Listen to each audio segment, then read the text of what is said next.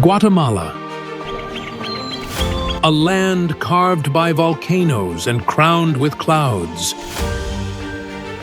where ancient forests breathe through mist and rivers wind through jungles older than memory. Here, the air shimmers with wings, and every echo carries a story of life reborn from fire and rain. Its landscapes unfold like chapters in a living book. The cloud forests of the Cuchumatanes, where moss hangs heavy on forgotten branches, and the high volcanic slopes, where orchids bloom against fields of ash and wind. Guatemala is a sanctuary for colors and songs found nowhere else on Earth.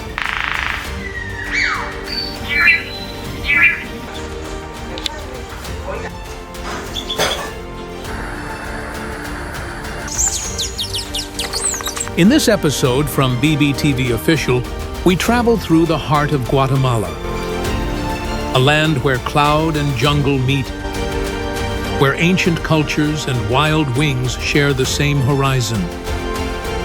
Each bird we encounter is more than beauty. It is memory, resilience, and the living pulse of this remarkable country.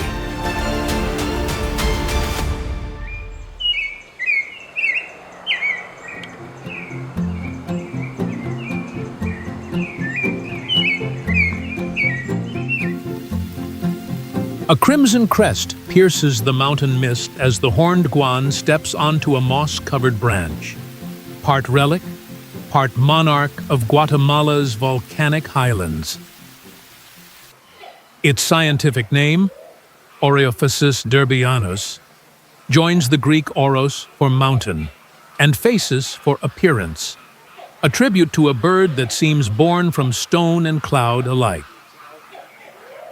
Endemic to the cloud forests of southern Mexico and western Guatemala, it survives between 4,500 and 9,800 feet, 3,000 pamsims, in steep ravines cloaked with tree ferns and dripping epiphytes.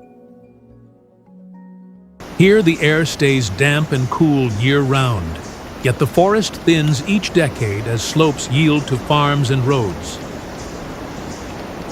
Measuring nearly 33 inches long and weighing up to 4 pounds, this turkey-sized bird carries glossy black plumage that catches pale light in slate blue tones. A brilliant red wattle adorns its face, but the horn, a scarlet casque rising an inch above its head, makes it unmistakable. Its most extraordinary trait is its voice, a booming series of low notes that roll through misty valleys at dawn.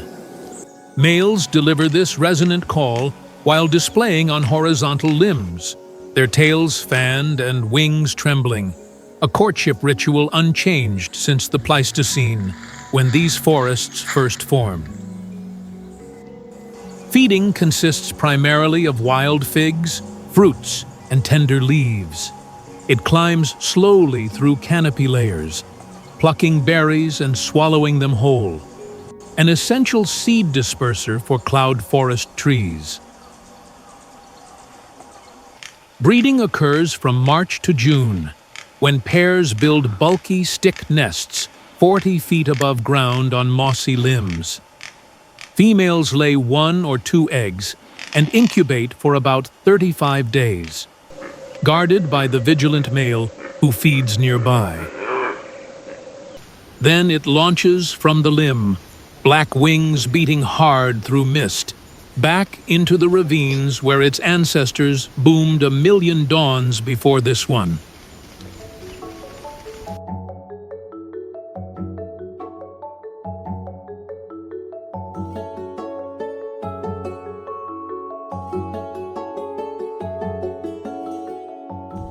A shadow moves through the mountain mist, small yet radiant.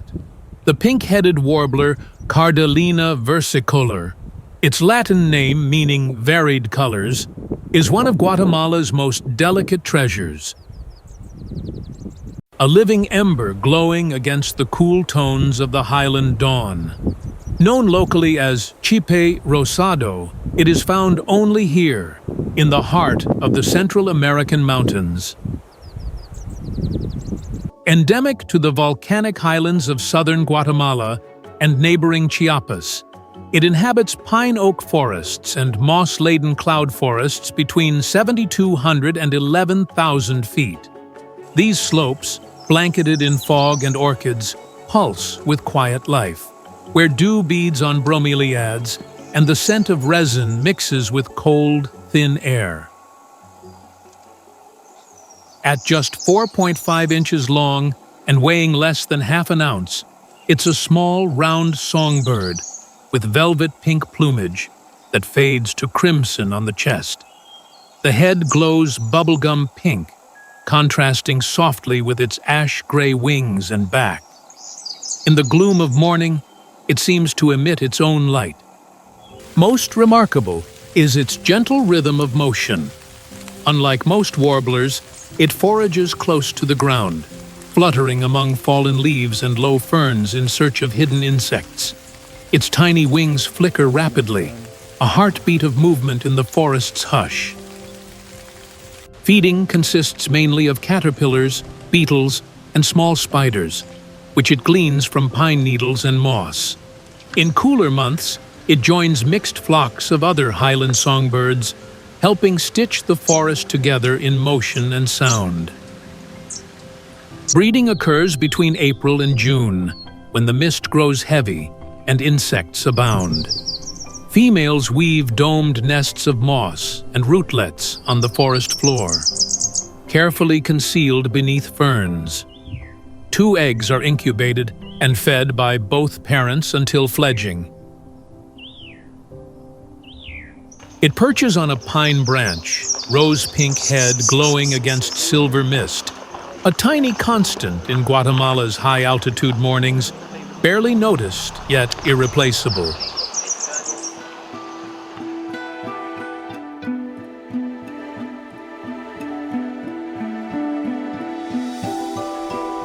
What happens when the forest falls silent, only to be broken by a deep, resonant call rolling through the mist? That is the sound of the Highland Guan, Penelopena nigra, a relic of the cloud forests and one of Guatemala's most elusive mountain dwellers. Its name honors its kinship with the ancient Crassidae family, birds that have roamed Central America since the last ice age. Restricted to Guatemala's volcanic highlands and the Sierra de las Minas, this wary species inhabits dense, moss-covered slopes between 5,000 and 10,000 feet. Here, ceiba roots tangle with ferns, bromeliads cling to trunks, and mist hangs low through corridors of oak and laurel. Few travelers glimpse it, for it moves in quiet dignity through the understory, vanishing with a single heavy wing beat. Roughly the size of a small turkey, it reaches about 25 inches in length and weighs around 2.5. Its plumage is charcoal black, glossed with forest green across the neck, and a bright red throat pouch inflates like a signal light when calling. The contrast gives it a prehistoric, almost solemn appearance. Few birds can match its ancient rhythm of communication, a hollow, booming drum that travels for nearly half a mile. This deep note is not a song, but a declaration, a signal to rivals and mates that the misty slopes still belong to it. Feeding consists primarily of wild fruits, berries, and tender shoots, which it plucks delicately from branches or forages or among fallen leaves. In doing so, it spreads seeds vital to regenerating highland forests. Breeding occurs from March to June, when males display by raising their tails and booming from high perches. Females build small stick nests in secluded trees, laying 2 eggs that hatch after roughly 4 weeks. Its drumming call cuts across the valley one last time, carried on cool mountain air. A voice older than the villages below, resonating through forests that remember ice.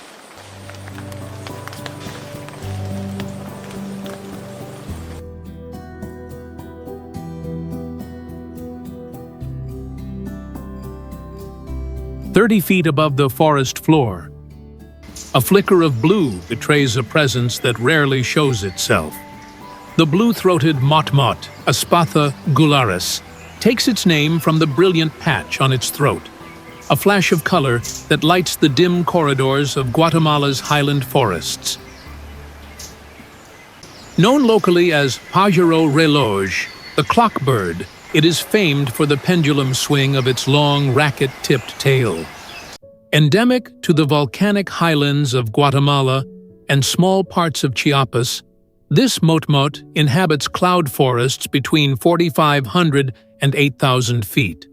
It thrives in the cool, mist-draped understory where tree ferns arch over mossy ravines and bromeliads cling to ceiba trunks glistening after rain. These forests, ancient and layered, offer both refuge and resonance for its low, hooting call that cuts through the morning fog. At about 13 inches long, with half that length in its tail, this medium-sized bird wears a palette of forest green fading into olive, with a cobalt blue crown and its namesake electric blue throat. Sunlight seldom reaches it directly, but when it does, the bird seems to ignite, glowing against the dark leaves. The defining characteristic is its tail movement. A slow, hypnotic sway from side to side, as if marking time in the stillness. Scientists believe this motion may signal territory or attract mates. It also reveals its nesting talent. Few birds sculpt the earth as deftly as this one. Diet comprises beetles, grasshoppers, and small lizards, which it catches by swooping from a perch and striking with precision. Occasionally, it adds ripe berries, maintaining balance between predator and planter. Breeding occurs from April to July, during the first heavy rains. Pairs tunnel deep into earthen banks or steep slopes, carving narrow chambers up to 6 feet long, where 2 to 4 eggs are safely hidden from snakes and storms. Sunlight strikes its throat, electric blue, flaring for an instant before it drops back into shadow, one of the cloud forest's most elusive architects.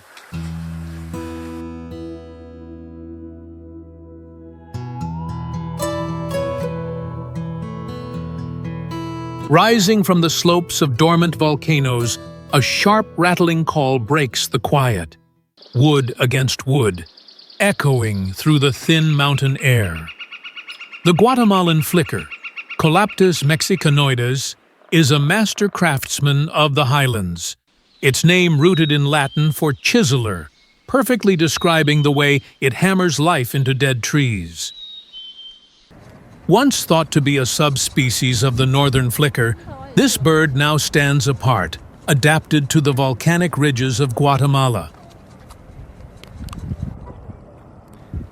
Restricted to pine oak woodlands and open forest edges between 6,000 and 10,000 feet, it thrives where dry season winds rattle through pine needles and bromeliads cling to rough bark. These sunlit slopes, often overlooking coffee plantations and mossy lava outcrops, offer the perfect combination of hard timber and open ground for its dual life, carpenter and forager. Reaching about 12 inches long and weighing 4 ounces, it is a sleek, muscular woodpecker with ash-gray wings, cinnamon belly, and a black crescent across the chest. Males flash a scarlet mustache that flares during display, while both sexes move with deliberate, powerful strikes, each blow resonant and exact. One feature dominates its behavior: relentless excavation. The flicker drives its chisel-like bill into dead trunks with force and rhythm, carving deep cavities that later become homes for owls, bats, and other species. In doing so, it engineers the forest's renewal, one blow at a time. Feeding consists primarily of ants and beetle larvae, which it probes from soil or peels from bark using a long, barbed tongue coated in sticky saliva. It also consumes seasonal fruits and berries, spreading seeds across cleared slopes. Breeding occurs from April to June, when pairs select new snags softened by decay. Together, they excavate a chamber nearly a foot deep and raise 3 to 5 chicks inside, their soft calls blending with the steady drumming of the adults outside. Wood chips scatter. Insects emerge. Cavities open for owls and bats to claim next season. Services this flicker provides without fanfare, essential nonetheless.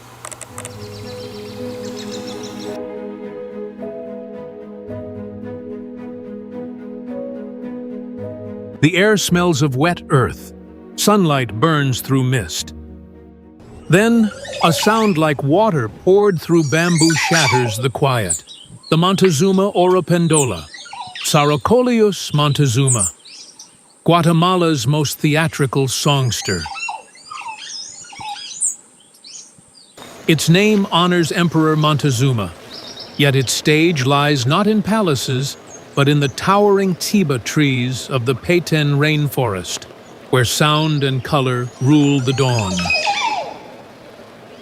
Distributed across Guatemala's Caribbean lowlands and humid forests near Tikal and Rio Dulce, this bold species thrives in tropical canopies and mangrove edges. Colonies of up to 50 birds swing from giant branches draped in vines and orchids.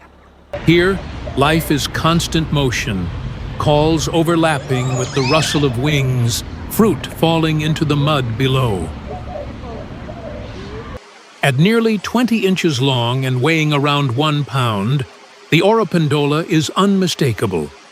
Its body glows chestnut brown, with a bright yellow tail flashing like a tropical banner. A bare patch of blue and pink skin covers its face, framed by a long ivory bill that amplifies each bubbling note it releases. Most remarkable is its display. Males hang upside down, wings spread, tail raised, and let loose a cascade of liquid gurgles followed by a hollow clack. The sound carries for hundreds of feet, echoing through the forest canopy like a percussive symphony. Feeding consists primarily of figs, berries, and nectar, though they also pluck insects from foliage. Their constant movement between fruiting trees turns them into vital seed dispersers, linking the forest's renewal to their daily rhythm. Breeding occurs during the rainy season from May to August. Females weave long, pendulous nests, up to 3 feet, dangling from ceiba branches in swaying colonies that deter predators. Males guard the nesting area, displaying and calling endlessly, even under heavy rain. It returns to the colony, one voice in a chorus that has filled Petén's mornings since long before Mayan pyramids rose, a sound that is the rainforest itself.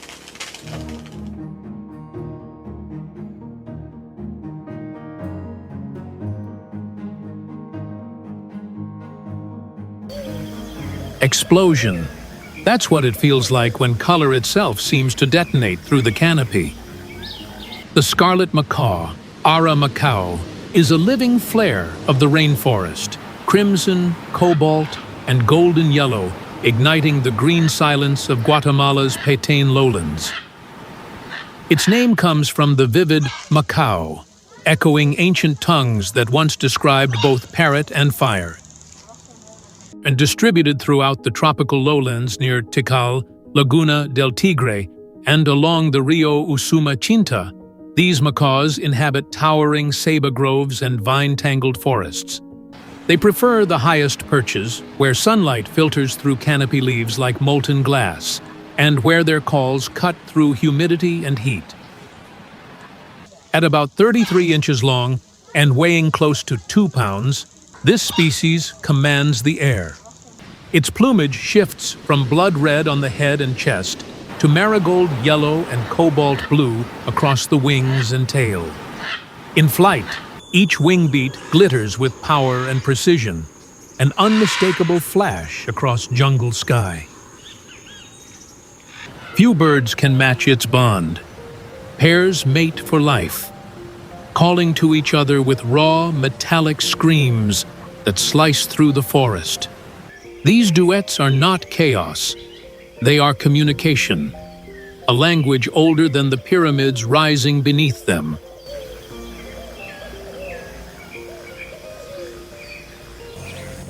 Diet comprises mostly fruit, nuts, and seeds, particularly those of ceiba and ficus.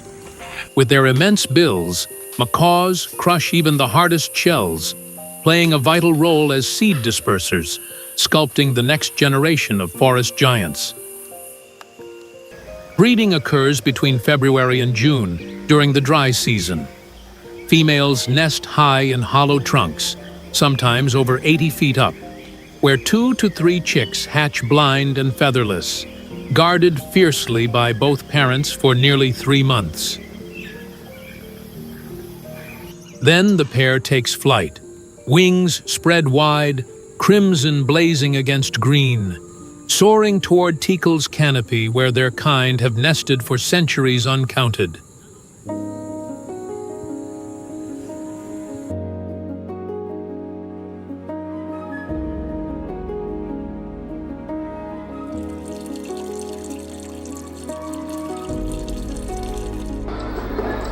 Imagine writing poetry with your body while hovering in midair. Every movement a syllable, every shimmer of light a verse. That's what the magnificent hummingbird, Eugenes fulgens, does each day across Guatemala's volcanic highlands, a performance of impossible precision written in flight.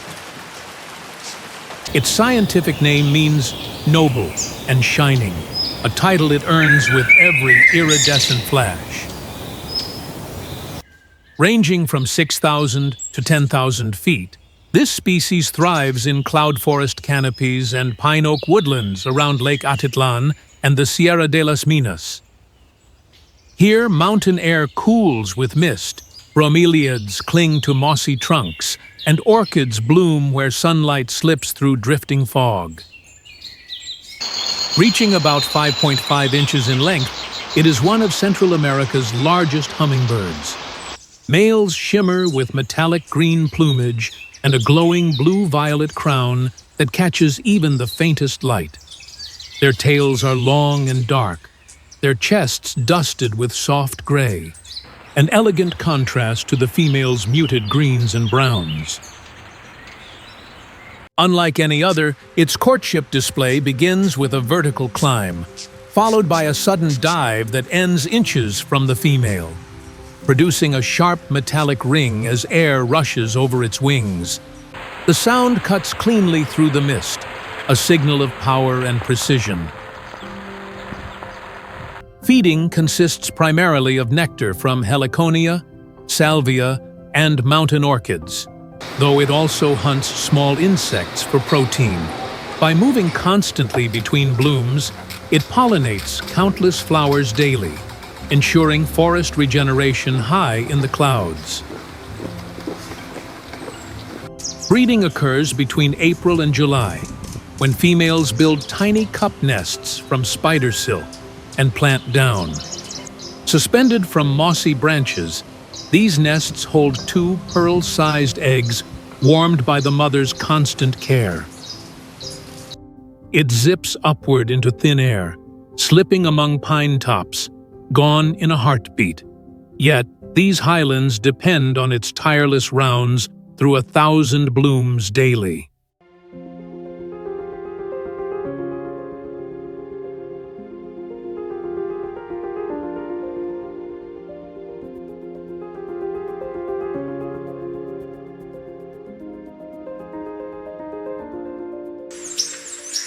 60 heartbeats in 10 seconds. Body temperature soaring past 170. Feathers preened to perfection, even in tropical downpours. Nothing about this pace seems sustainable. Yet, for the blue-gray tanager, Thropus episcopus, it's just another day in the lowland sun. Its name comes from the Greek episcopus, meaning bishop, a nod to its soft, robe-like hues. Distributed across Guatemala's Pacific slope and Caribbean lowlands, it thrives in open woodlands, coffee plantations, and garden edges from sea level to nearly 4,500 feet. This tanager bridges wild and human worlds, nesting near banana plants, foraging among ceiba groves, and perching on power lines while the forest hums behind it. Measuring about 6.5 inches long and weighing just over 1 ounce, it carries a serene palette of powder blue, pale gray, and silver.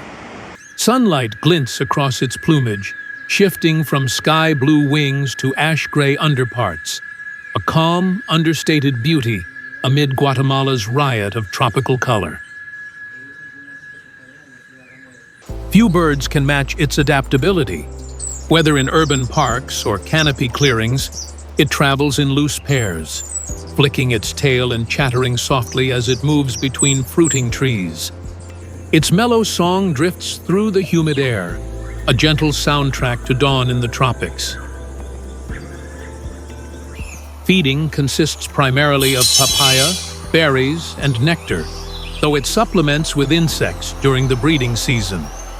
By dispersing seeds from countless native plants, this tanager helps restore secondary forests and farmlands alike. Breeding occurs during the rainy season, from May through August. Females weave cup-shaped nests from grass and moss, often tucked among banana leaves or coffee shrubs. 2 or 3 chicks hatch after nearly 2 weeks, tended by both parents. The flock moves on to the next fruiting tree, ordinary yet vital, proof that beauty doesn't demand rarity, and common species merit protection too.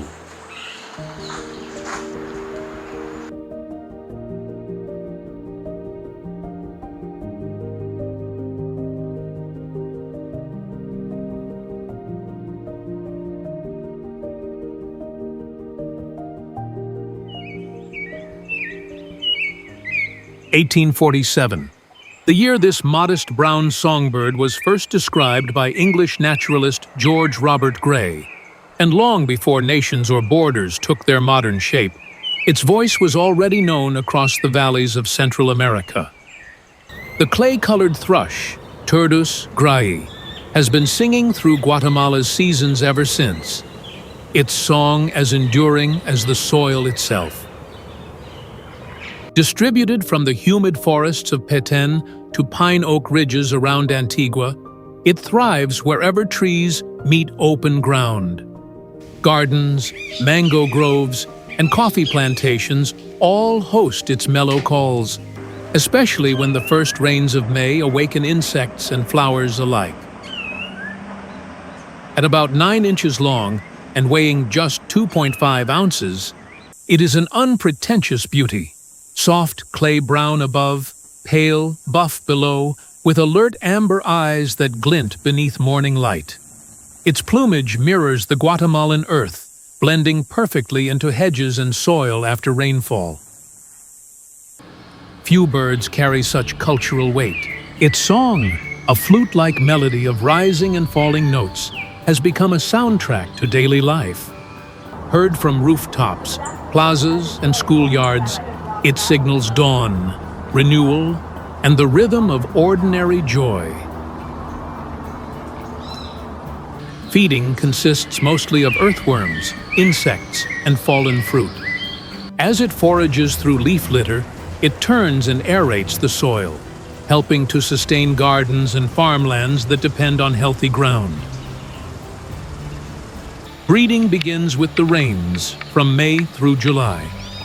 Females build cup-shaped nests of mud and moss low in shrubs or trees, where 2 or 3 chicks hatch after 2 weeks, cared for by both parents until fledging.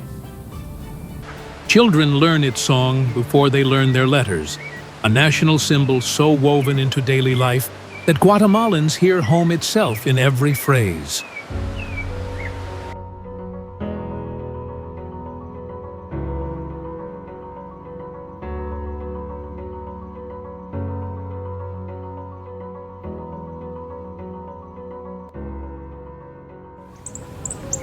Tiny, yet blazing.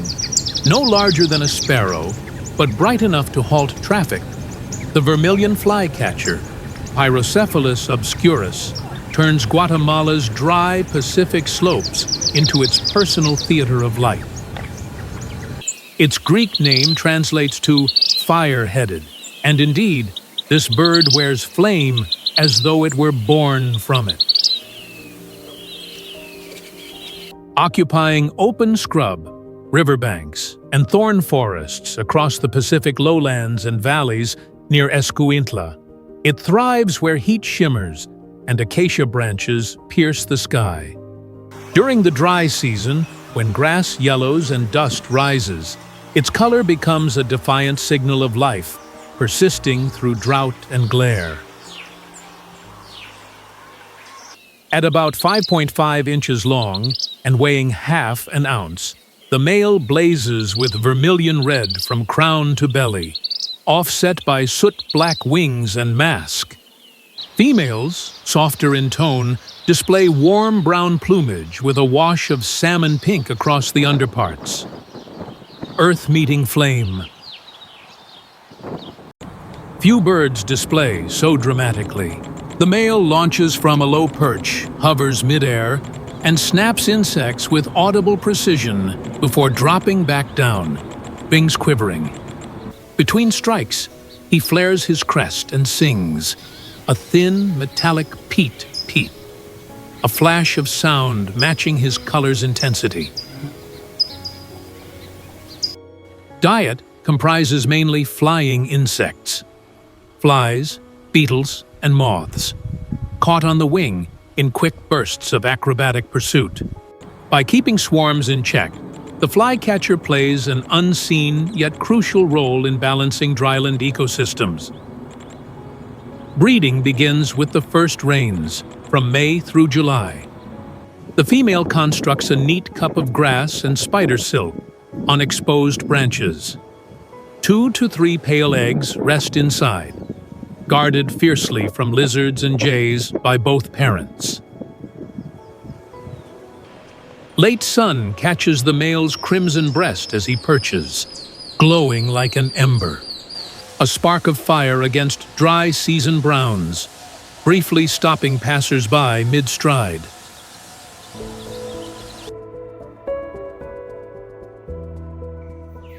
Imagine performing ballet in perfect sync with a partner you've never rehearsed with, for an audience that might not even show up.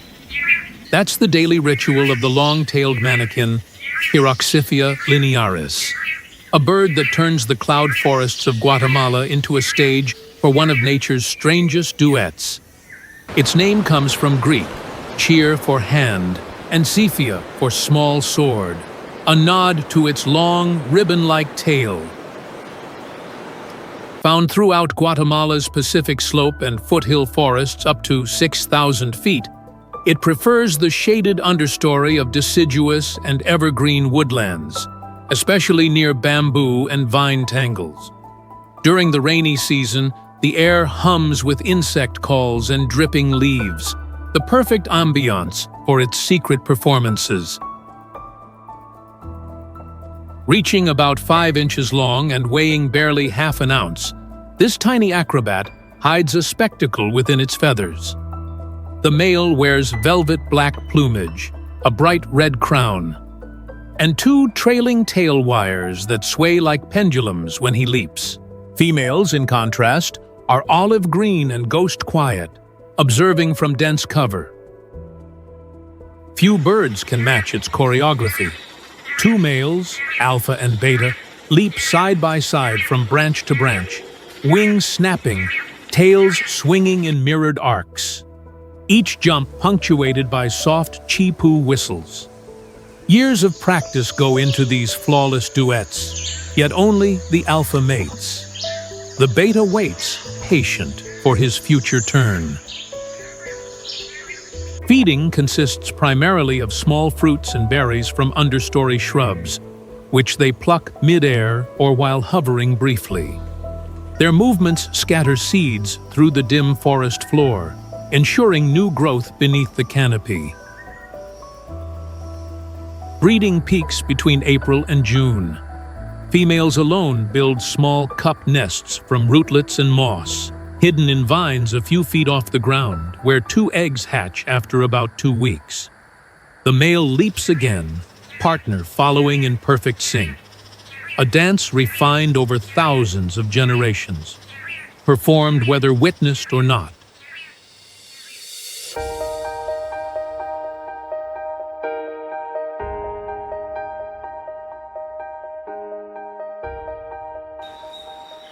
A flash of black and white darts through tangled vines. Wings click like snapping fingers. Then silence, only the faint rustle of leaves settling after his passage. For a moment, it feels mechanical, almost artificial, until the forest breathes again. Hidden in the dim green light of Guatemala's Caribbean lowlands, this elusive performer readies for his next act. Found along the humid foothills and gallery forests near Rio Dulce and the slopes of the Sierra de las Minas, this Manakin thrives in dense thickets and shaded clearings. It favors areas heavy with vines and low shrubs, where filtered light turns every movement into a silhouette. Small for its family, averaging 4 inches long and weighing less than half an ounce, the male is striking in contrast: jet black body, snow-white collar and breast, and lemon-yellow thighs flashing as he leaps. Females, in their olive-green disguise, vanish easily into the foliage. The defining characteristic is its courtship display, a sequence of sound and motion unlike any other. Males clear small display courts on the forest floor, then perform a dance of coordinated jumps, wing snaps, and rapid slides along branches. Each snap is a physical sound, produced by the collision of wing bones, a sonic signal designed to impress watching females. Diet comprises mostly small fruits and insects, picked from low perches or mid-air. By consuming and spreading wild berries, this Manakin helps regenerate the thick understory it depends upon, keeping the forest alive through its routines. Breeding peaks with the rainy season, from May to August.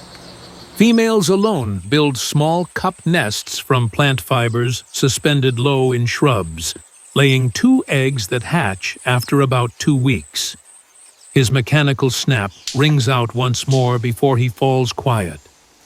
A sound like no other bird, no other forest, cutting through the understory where only the sharpest listen.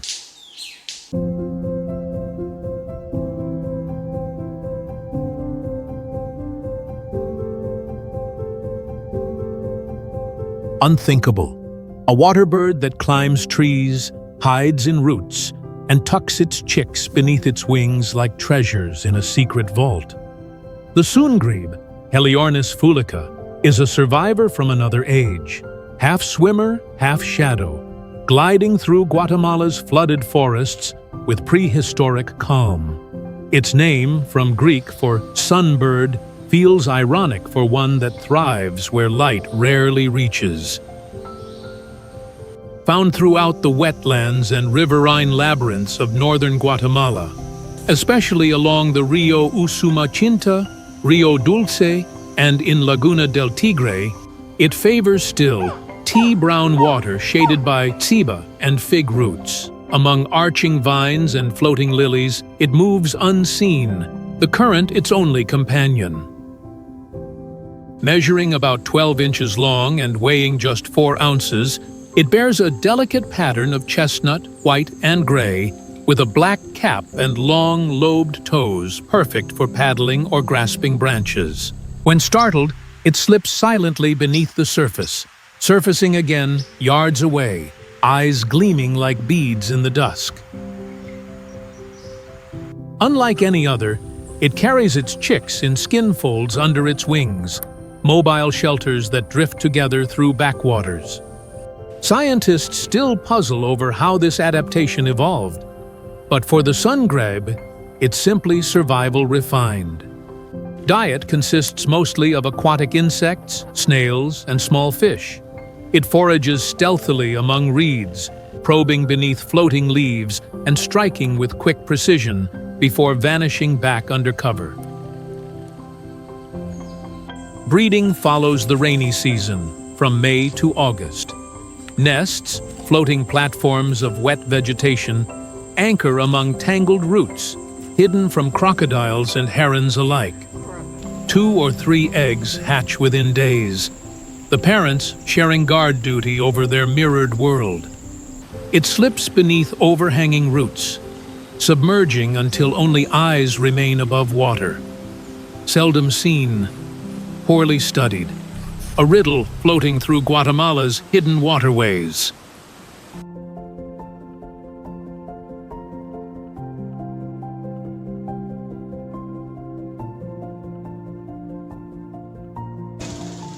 Crest like a crown, voice like a cackling monarch, bold, brash, beautiful. The white-throated Magpie-Jay, Calocita formosa, royalty of Guatemala's dry forests, a bird that never blends in because it was never meant to. Its name, from Latin formosa meaning beautiful, perfectly captures the arrogance of its presence. Elegance turned loud. Distributed across the Pacific lowlands and deciduous woodlands near Escuintla and the Motagua Valley, it thrives where thorn trees and palms break open grasslands under blazing sun. These landscapes, painted in dust and wind, are alive with noise, most of it made by the jays themselves. At nearly 20 inches long, this imposing species wears a striking uniform of cobalt blue wings, white chest, and a black collar curling up into its extravagant crest. The tail, long and streaming, sways with every movement like a banner in warm wind. Few birds project such command. In groups of 6 to 10, magpie-jays patrol territories, calling sharply from treetops. Their social hierarchy is complex. One dominant pair breeds while others, siblings or offspring, act as sentinels and helpers. When predators approach, they mob with precision, fearless even against hawks. Feeding consists mostly of fruits, insects, and seeds, though they occasionally raid nests or snatch small reptiles. By dispersing seeds across open forests, they help regenerate the very habitats they dominate. Breeding begins from March to June. Females construct large, messy nests of twigs, high in acacia or palm crowns. Cooperative groups defend them relentlessly, trading food calls and alarm cries that keep the colony alert and cohesive.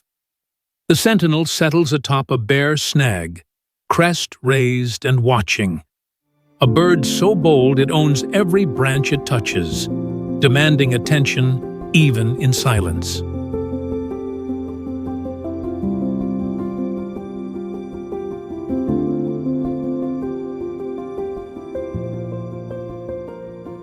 Red against blue sky. Feathers like flame in motion.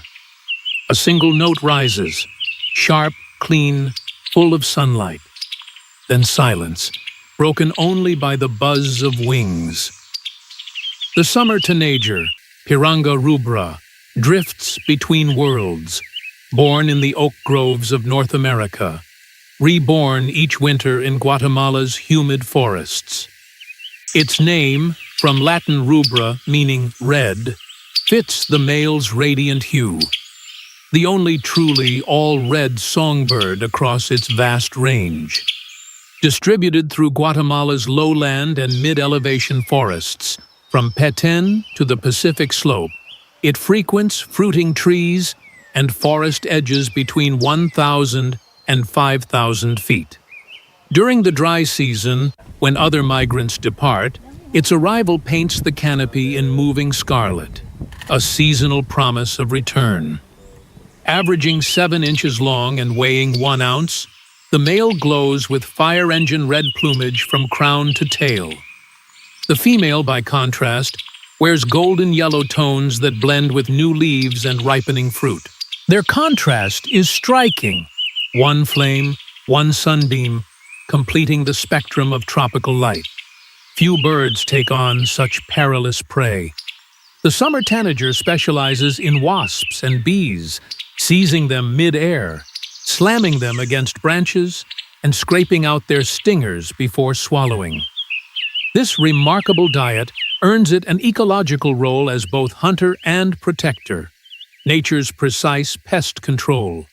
Feeding consists mainly of insects and soft fruits, while foraging, it joins mixed flocks of flycatchers and tanagers, moving in gentle waves across the forest. Each stop renews the ecosystem as it spreads seeds, pollinates blossoms, and balances insect populations.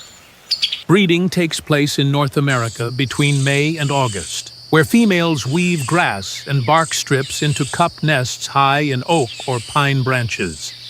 Once the chicks fledge, families begin their southward migration, journeying across Mexico but toward the warmth of Central America. It snatches another wasp mid-flight, neutralizing stings others avoid. Tiny pest control performed across 2 continents, linking forests north and south, completing a cycle that has never truly ended.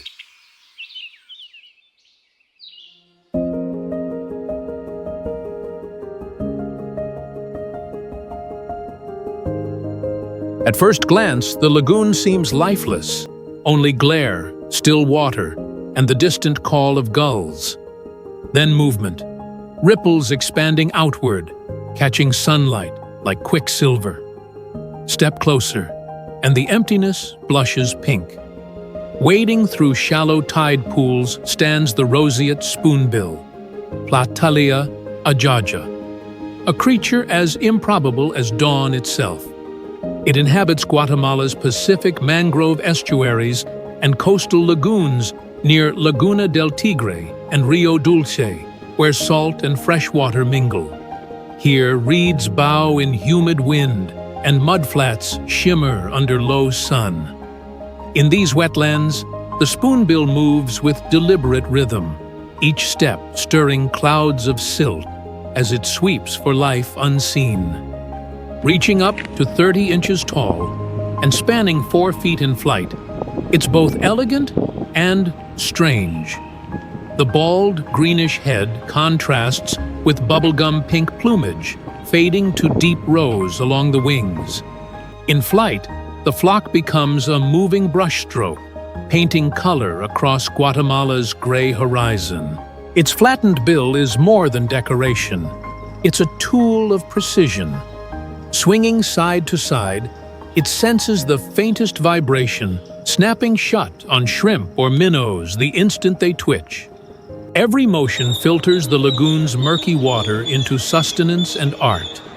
Spoonbills feed mainly on crustaceans and small fish. Their rosy hue comes from carotenoids absorbed from these meals, a diet that turns pigment into poetry. When sunlight strikes their feathers, even mudflats look divine. During the dry season, pairs gather in mangrove colonies, weaving stick nests high above brackish water. 2 to 4 eggs rest in safety among herons and ibises, guarded fiercely against the tide. As the sun dips low, the bird lifts from the shallows, wings lit like molten glass. A slow, radiant ascent that leaves the water glowing long after it's gone.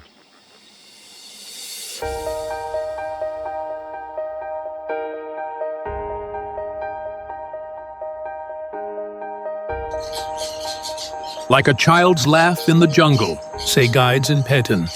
Like mischief with feathers, locals joke. The collared Aracari, Pteroglossus torquatus, its Latin name meaning necked beak tongue, refers to the black collar circling its chest and the long curved bill that defines the toucan family. Both playful and precise, it moves through the rainforest canopy as if the treetops themselves were made for it. It inhabits tropical lowlands across northern Guatemala, especially within the vine-tangled canopies of Tikal National Park and the Rio Dulce corridor. Here, ceiba trees rise like columns, strangler figs twist upward in search of light, and bromeliads trap rain on every branch. Amid this lush confusion, the Aracari flits easily, half parrot, half shadow, traveling with other toucans in small, noisy flocks. Measuring around 16 inches in length and weighing roughly half a pound, its palate borders on surreal. A lemon-yellow breast crossed by a black and rust band, a moss-green back, and a massive tricolor bill streaked in red, ivory, and black. When sunlight breaks through, that bill gleams like polished wood, a masterpiece nature carved to harvest fruit. Its feeding behavior is deliberate yet playful. The bird plucks berries and small figs while hanging upside down, then tosses them whole into its throat. Between meals, it probes tree holes for insects, small lizards, or the eggs of careless neighbors. A reminder that beauty in the forest often hides a sharp edge. Breeding takes place in natural cavities or abandoned woodpecker holes, where both parents take turns incubating 2 to 4 white eggs. Fledged young often remain near the adults, learning to forage and mimic calls that ring across the canopy at dawn. Against the rainforest's green monotony, it stands out like a carnival banner, small but unmistakable, filling a niche only a Toucanet can claim.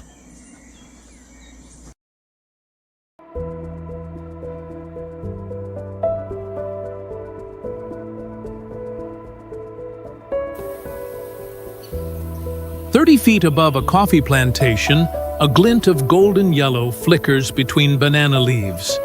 The yellow-throated Euphonia, Euphonia hirundinacea, its name meaning pleasant sound from the Greek euphonos, lives up to the title with a whistling duet that threads softly through the morning air. In Guatemala, its call marks the gentle rhythm of cultivated hillsides returning to green. Ranging from 1,000 to 5,000 feet, this small finch-like bird inhabits forest edges, secondary growth, and shade-grown coffee farms along the Pacific Slope and Central Highlands. It favors areas where bromeliads cling to pine branches and fruiting figs hang heavy after early rains. At just 4.3 inches long and weighing 0.4 ounces, it's one of Guatemala's smallest songbirds. Males display glossy, dark blue backs with a bright golden yellow throat and chest, the colors divided by a sharp line like sunlight meeting shadow. Females wear moss-green plumage and pale underparts, moving quietly among low shrubs. The most striking feature is its musical partnership. Pairs sing antiphonally, male and female alternating short, pure whistles that interlock like the notes of a shared melody. Their song travels through humid air over plantations, a sound of coordination and devotion rarely heard outside tropical forests. Diet comprises mainly small berries, mistletoe fruits, and occasionally insects. It often joins mixed flocks with tanagers and honey creepers, hovering briefly to pluck fruit and spreading seeds across regenerating woodland. Breeding occurs from March to August, overlapping the rainy season. Nests are ball-shaped structures of moss and grass, tucked into dense foliage or the underside of bromeliads. 2 to 3 eggs are laid, with both parents taking turns feeding the chicks. Seeds fall, forests grow. The cycle continues, powered by wings the color of sunrise. Still common across Guatemala's midlands, The yellow-throated Euphonia thrives where people and nature share the same song.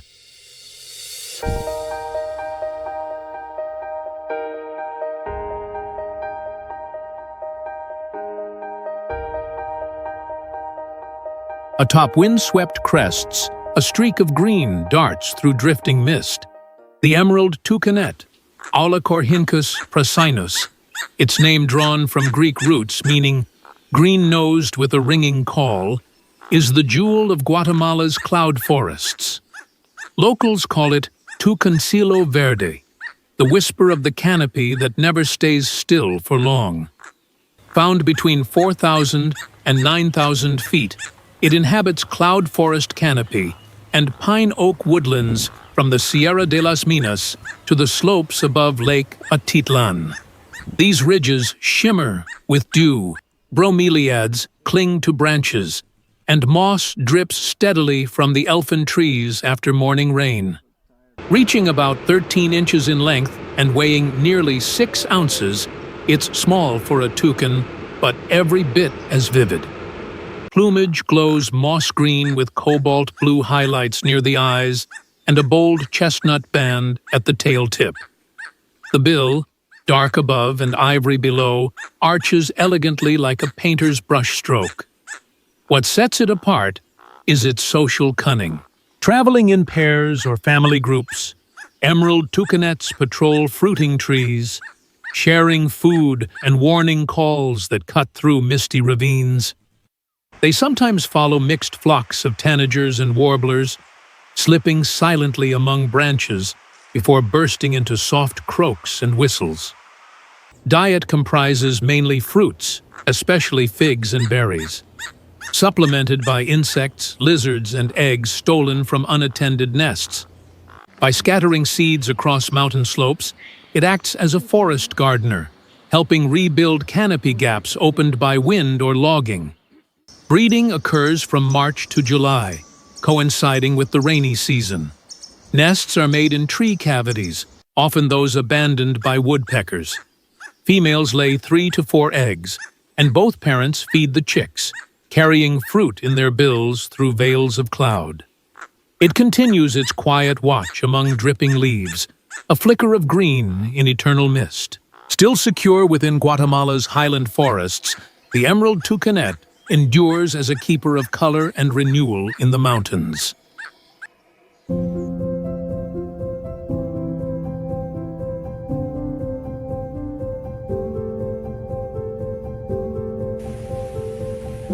Soaring above tangled understory, a heavy rustle breaks the silence. Then a deep, resonant boom rolls through the forest. The great curassow, Crax rubra, from Latin meaning red-colored, is the sovereign of Guatemala's tropical lowlands.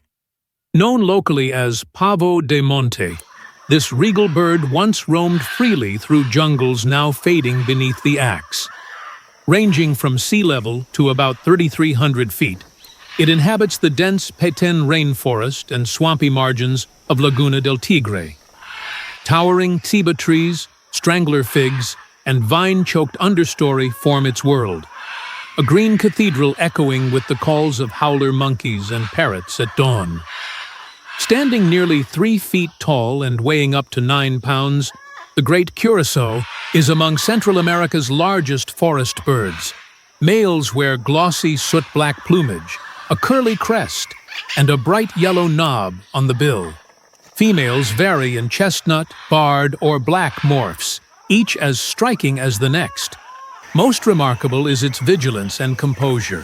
Few birds move with such quiet power, gliding across the jungle floor before ascending into the lower canopy with measured leaps. During breeding displays, the male emits a booming call that vibrates through the understory, a sound felt as much as heard. Diet comprises fallen fruits, seeds, and small invertebrates collected along forest trails. It forages slowly, flipping leaves with its bill and swallowing palm nuts whole. By dispersing large seeds, it helps regenerate forest gaps long after storms or logging. Breeding occurs from March to June. Pairs construct platform nests high in tangled lianas. The female lays 2 eggs and incubates alone for nearly a month, while the male guards nearby. Chicks follow her on foot within days of hatching, learning the forest's paths by shadow and scent. It waits beneath the ceiba canopy, dark eyes glinting through shafts of light. Once hunted to rarity, the great curassow now finds refuge in Guatemala's protected reserves, living proof that the jungle still remembers how to guard its throne.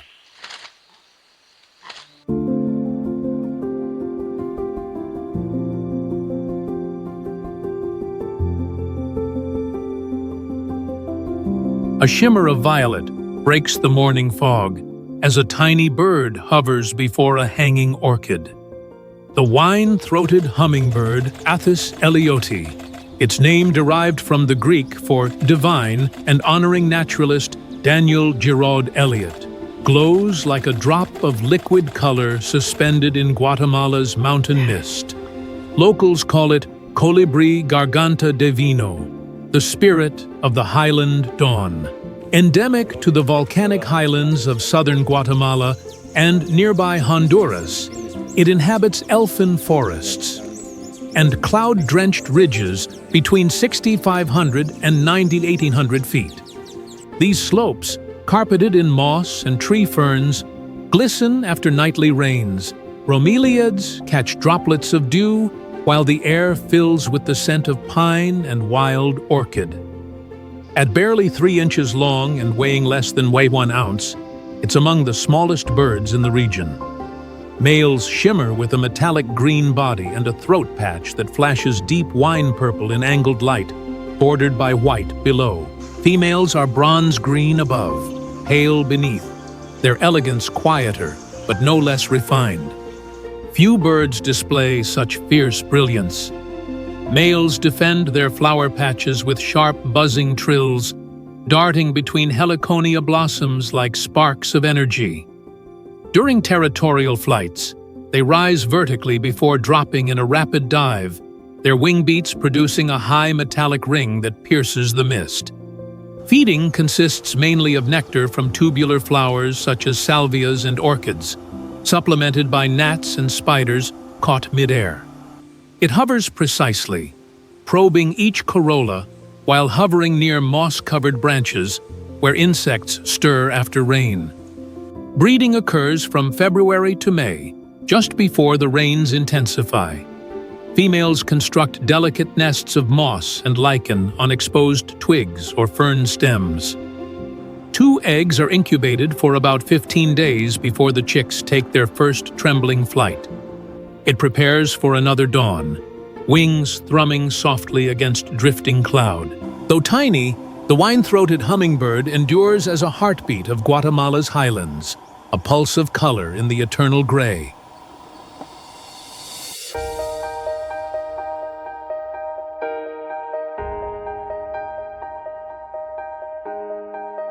Across Guatemala's soaring volcanic peaks, mist-veiled cloud forests, and sunlit lowland rivers, every bird we've met tells a story of survival, of song, and of a land shaped by fire and rain.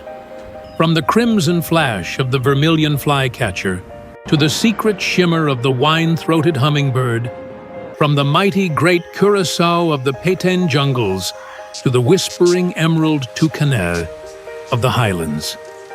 Each one carries the voice of Guatemala's wild soul. Their colors dance through the canopy like fragments of light. Their calls rise with the morning mist, and their presence reminds us that this small country holds some of Earth's most extraordinary wonders within its borders. Together, they form a living tapestry, a chorus that binds cloud to river, mountain to mangrove, and past to present. Thank you for joining BBTV Official on this journey through Guatemala's avian kingdom. If these winged stories inspired you, help us keep their voices alive. Subscribe, leave a comment, and share which bird captured your heart in today's episode. Until next time, may the forests of Guatemala stay in your memory, and may every dawn remind you that the wild still sings.